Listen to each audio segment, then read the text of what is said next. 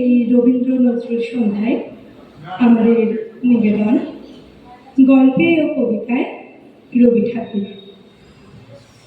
দেখেছে তোমার নামে সবার প্রথমে, শ্রাবণে ধানের শীষে দুধটুকু জমে। তোমারই তো নামে বৈশাখে আখের খেতে যত মধু নামে। তবুও হাজার হাতে হাওয়া দেয় ডাক, কোথায় মাটির স্বপ্নে শিলীভূত 25শে বৈশাখ। রবীন্দ্রনাথ ঠাকুর প্রতিটি বাঙালির আবেগ, চেতনা এবং দৈনন্দিন জীবনের অবিচ্ছেদ্য অংশ। রবীন্দ্রনাথ বলতে মূলত নিজের অন্তরে ধারণ করা সেই কবিকে বোঝায়, যিনি সুখে দুঃখে উৎসবে আনন্দে জীবনের প্রতিটি বাঁকে পরম বন্ধু ও দার্শনিক হিসেবে আমাদের পাশে থাকেন। 8 থেকে 80 সকলের জীবনের প্রতি মুহূর্তে যে মানুষটি ওতপ্রোতভাবে জড়িত তিনি রবীন্দ্রনাথ। তাই রবীন্দ্রনাথকে নিয়ে মানুষের উৎসাহের কমতি কোনো দিনই থাকে না। বিভিন্ন কবিদের কবিতাতেও রবীন্দ্রনাথের প্রতি শ্রদ্ধা, ভালোবাসা ফুটে ওঠে। ছোট বাচ্চাদের মধ্যেও রবীন্দ্রনাথের পোশাক নিয়েও কিন্তু এক আলাদা উন্মাদনা থাকে। গায়ে ঠেকেছে মাথা, পরনের নীল জব্বা, লোকটা যতই অন্ধর আছে বেদম মাপের হোপ্পা। তাকে নিয়ে 100 কামড়, গপ্প 100লা, তার কথাতেই নাচুরে বান্দা, পাচ্ছ তেরা ভোলা। তার নামে চোখ ঝলসে ওঠে তামাম খোকা কুকু, আঁকশি দিয়ে দিনেই নামা বৃষ্টি জোরের টুপু। কেউ বা তাকে বাজছে গানে, জোগাড় টিকটিক থাকে, বছরকা 3টি মানে 25শে বৈশাখে। রবীন্দ্রনাথকে শুধু একজন বিশ্ববরেণ্য কবি বলা হয় তা নয়, তিনি ছোটদেরও বন্ধু। আজকের এই তথাকথিত গতিময় জীবনে যখন মানুষ নিজেদের কথা ভাবতে ভাবতে অন্যদের কথা ভাবতে ভুলে যায়, তখন বাড়ির ছোট্ট সদস্যটির কাছে রবীন্দ্রনাথ হয়ে ওঠে তার প্রিয় বন্ধু, যে তার সব কথা শোনে এবং পাশাপাশি তার সমস্যার সমাধান করে। ছোট্ট বন্ধুটির মনে হয়, বাবার আছে বইয়ের পাহাড়, মায়ের শুধু গান, দিদির আছে নাচের নাটক, আবৃত্তিতেও টান। সন্ধে রাত্রি সকাল দুপুর সবার তুমি রবীন ঠাকুর। আমার কথা কেই বা শোনে, বলছি কথা নিজের মনে। জানি তুমি মস্ত বড়, ওই যে ছবি দুলছে মালা, মেঝের উপর প্রদীপ জ্বালা। জন্মদিনে তোমায় বলি, ওই যে আমার বইয়ের থলি, তারই মধ্যে সহজ পাঠ পড়েছি তার 4টি ছড়া। স্কুলে নেই যেমন পড়া, ছড়ার মধ্যে সেই যে লেখা, হারিয়ে পাওয়া আলোটিরে, নাচাই ডালে ফিরে ফিরে, ঝুমকো ফুলের লতা, কেউ দেবে না বুঝিয়ে আমায়, ব্যস্ত সবাই তোমায় জানায়। কাছের কথা সরিয়ে ফেলো, আমার দিকে চোখটি মেলো। রবীন্দ্র ঠাকুর তুমি এসো, ঝুমকো লতার আলোর নাচো, বুঝিয়ে দিও তোমার মতো। রবীন্দ্র ঠাকুর আমায় তুমি একটু ভালোবেসো। এইভাবে রবি ঠাকুরের বন্ধু হয়ে ওঠে ছোট্ট শিশু। রবি ঠাকুর ঠিক যেমন কবিতা লিখতেন, সেও চায় তেমনি কবিতা লিখতে। খাতা কলম নিয়ে বসে নিজের কবিতা লিখেও ফেলে। তবে মা, বাবা, দিদি কারোরই সময় হয় না সেই কবিতা পড়ার। তাই শেষ ভরসা হয়ে দাঁড়ায় সকলের প্রিয় রবীন্দ্রনাথ।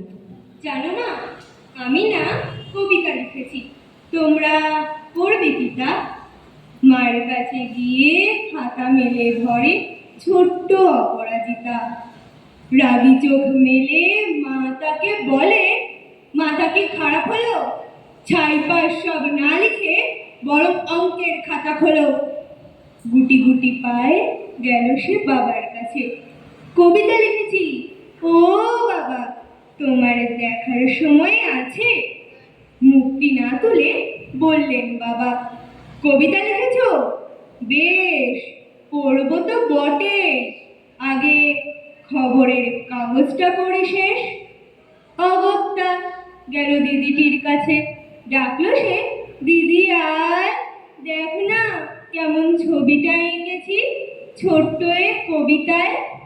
দিদির দু চোখ টিভির পর্দায় ঝলমলের রোশনাই। বলল, কবিতা তুই লিখেছিস? কবিতা না ওটা ছাই? অপরাজিতার চোখ ছলো ছলো, বুকে কান্নার ঢেউ। তার লেখা এই প্রথম কবিতা দেখলো না পড়ে কেউ। একা ঘরে বসে সামনে তাকালো মালাতে সাজানো ছবি।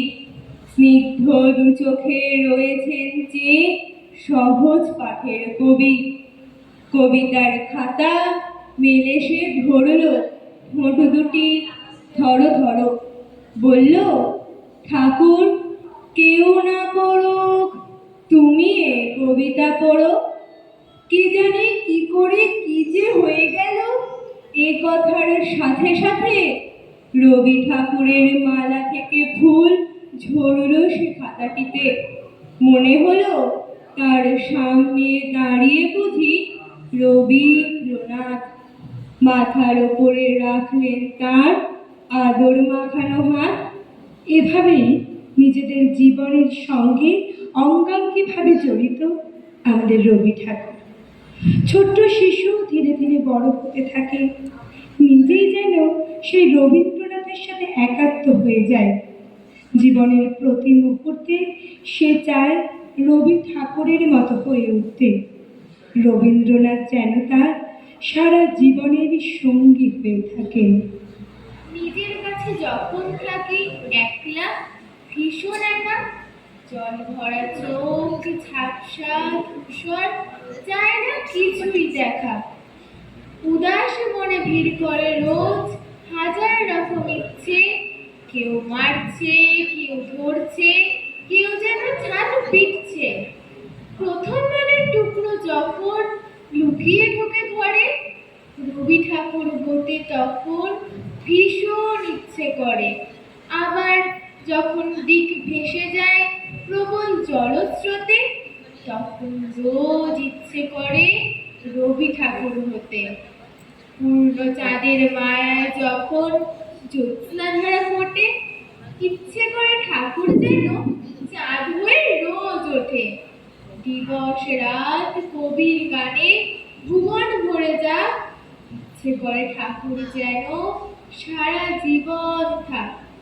ছোট্ট মন শুধুমাত্র রবীন্দ্রনাথের কবিতা পড়ে তা নয়, বিভিন্ন বড় বড় কবিতার কবিরাও রবি ঠাকুরের কবিতা লিখে নিজেদের কলমে। এ যেন গঙ্গা জলে গঙ্গা পুজো।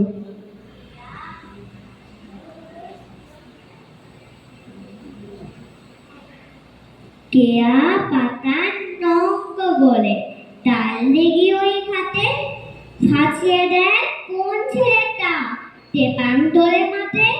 মাকে সঙ্গে নিয়ে আবার যেতে অনেক দূর, দস্যুগুলো কাটলো মাথা, রক্ত ভরা খুব উড়িয়ে ধুলো কোন ছেলেটা। লাশ পুত্তর হয়, দস্যি তারা নাই মারে, বুকে টেনে ভয়। কোন ছেলেটা মারি সেজে কোপাতে চায় মাটি, যতন করে আঁকতে পারে নদী পারে কাঠি। কোন ছেলেটা বলতো ফটিক করছে তামল, ওই ওলাকে ডেকে সুদায় তাতে গায়ে কুশল। রবীন্দ্রনাথ, রবীন্দ্রনাথ, শেষ রেতে আবার কে গীতাঞ্জলি লিখে নবেন, বিশ্বকে জয় করলো সে। তবে রবীন্দ্রনাথ ছোটদের কাছে হয়তো এতটাই প্রিয়, তিনি হয়ে উঠেছেন শিশু শিশু ভোলানাথ ছড়া এসব কাব্যগ্রন্থের মাধ্যমে। ছোট থেকেই তিনি পরিচারিকাদের কাছে বড় হয়েছেন, সেভাবে মাকে পাননি। তবে তার কল্পনার মেশিনে মিশে গিয়েছেন তার মা। পড়তে বসেও তিনি যেন চেয়েছেন মায়ের কাছ থেকে ছুটি, ঠিক যেন সব বাচ্চারা যায়। মাগো, আমায় ছুটি দিতে বল। সকাল থেকে পড়েছি যে মেলা, এখন আমি তোমার ঘরে বসে করব শুধু পড়া পড়া খেলা। তুমি বলছো দুপুর এখন সবে, না হয় যেন সত্যি হলো তাই। একদিনও কি দুপুরবেলা হলে বিকেল হলো মনে করতে নাই? আমি তো বেশ ভাবতে পারি মনে। সূর্যি ডুবে গেছে মাঠের শেষে, বাগদি বুড়ি চুবড়ি ভরে নিয়ে শাক তুলছে পুকুর ধারে এসে। আধার হলো মাদার গাছের তলা, কালিও এলো দিঘির জল। হাটের থেকে সবাই এলো ফিরে, মাঠের থেকে এলো চাষির দল। মনে কর না উঠলো সাঁঝের তারা, মনে কর না সন্ধে হলো যেন। রাতের বেলা দুপুর যদি হয়, দুপুরবেলা রাত হবে না কেন? বাচ্চারা যেমন দেখে ঠিক তেমনই শেখে। তাই বিদ্যালয়ের গুরুমশাই তাদের যেভাবে পড়ান, সেও বাড়ি এসে গুরুমশাইয়ের দেখা দেখি হয়ে ওঠেন মাস্টার মশাই, আর তার ছাত্রছাত্রীরা হয় তার বেড়াল ছানা। আমি আজ কানাই মাস্টার, পুরো মোর বেড়াল ছানাটি। আমি ওকে মারি নেবা বে, মিছি মিছি বসে নিয়ে কাটি। রোজ রোজ দেরি করে আসে, পড়াতেও দেয় না অত মন। ডান পা তুলে তোলে হাই, যত বলি শোন শোন। দিন রাত খেলা খেলা খেলা, লেখা পড়াই ভারী হেলা। আমি বলি চ ছ বর্গের চ ছ ইয়, ও কেবল বলে মেয় মেয়। প্রথম ভাগের পাতা খুলে আমি ওরে বোঝাই না কত, চুরি করে খাসনি কখনো, ভালো হোস গোপালের মতো। যত বলি সব হয় মিছে, কথা যদি একটুও শোনে। মাছ যদি দেখেছে কোথায়, কথা কিছুই থাকে না আর মনে। চড়াই পাখির দেখা পেলে ছুটতে যায় সব পড়া ফেলে। যত বলি চ ছ বর্গের চ ছ ও, দুষ্টুমি করে বলে পিও। আমি ওরে বলি বারবার, পড়ার সময় তুমি পড়ো, তারপর ছুটি হয়ে গেলে খেলার সময় খেলা করো। ভালো মানুষের মতো থাকে। আরে আরে চাই মুখোপানে, এমনি সে ভান করে যেন যা বলেছি বুঝেছে তার মানে। কি একটু সুযোগ খোঁজে যে কোথা যায় আর দেখা নেই। আমি বলি চ ছ বর্গের চ ছ ও, ও কেবল বলে মেয় মেয়। তবে ছোটরা কখনোই পড়াশোনা করতে ভালোবাসে না, তাই তারা অপেক্ষা করে থাকে সপ্তাহের একটা দিনের জন্য, রবিবার। কিন্তু সেই রবিবার যেন চোখের পলকেই শেষ হয়ে যায়। সেই দুঃখ নিয়ে সন্তান মাকে বলে, সোম মঙ্গল বুধ এরা সব আসে তাড়াতাড়ি, এদের ঘরে আছে বুঝি মস্ত হওয়া গাড়ি। রবিবার সে কেন মাগো এমন দেরি করে? ধীরে ধীরে পৌঁছায় সে সকল বাড়ির পরে। আকাশ পাড়ে তার বাড়িটি দুর্গি সবার চেয়ে। সে বুঝি মা তোমার মতো গরিব ঘরের মেয়ে, সোম মঙ্গল বুধের খেয়াল থাকবার জন্যে। বাড়ি ফেরার দিকে ওদের একটুও মন নেই। রবিবারকে কে যে এমন বিষম তাড়া করে, ঘন্টাগুলো বাজায় যেন আধ ঘন্টার পরে। আকাশ পাড়ে বাড়িতে তার কাজ আছে সবচেয়ে। সে বুঝি মা তোমার মতো গরিব ঘরের মেয়ে, সোম মঙ্গল বুধের যেন মুখগুলো সব হাঁড়ি। ছোট ছেলের সঙ্গে তাদের বিষম মারামারি।